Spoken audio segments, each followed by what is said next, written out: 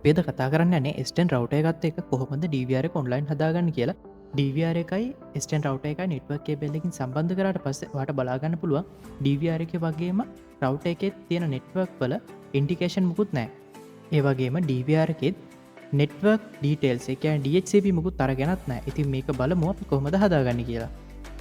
අපි මුලින්ම DVR එක සටප් කරගනිමු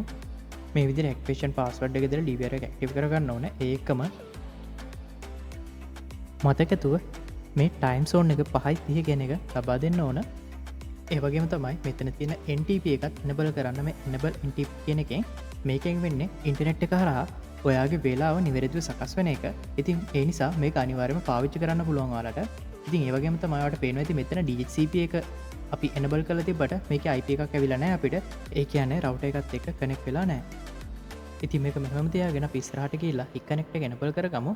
පාට පේනද Hik-Connectටත් ගයාම ඒකෙත් තියෙන ස්ටේටස් එක ඔෆ්ලයින් කියලා ඉතින් අප මෙතනින් එනබල් කරගම Hik-Connect සර්විස් එක හැබැයි Hik-Connect සර්විස් එක එනබල් කරට මේ රවට එකින් කනෙක්ටවිට එක නැති නිසා වාට පේනව ස්ටේටස් එක ඔෆ්ලයින් කියල තමයි පෙන්න්න මෙතන 105 කන රකෝඩ්ඩයකුත් තියෙනවා අපි මේකත් මෙහෙම තියාගෙන මේක සම්පූර්ණ සටප් එක ඉවර කරමු ඊළඟට මේක කන්ෆිගරේෂන් වලට ගිහිල්ලා මෙන්න මෙතනින් ඔයා යන්න නෙට්වර්ක් වලට ගිහිල්ලා එතනින් platform access එකට ගියාම ඔයාලට පේනවා ඇති මේ Hik-Connect එක ඔෆ්ලයින් වෙලා තමයි තියෙන්නේ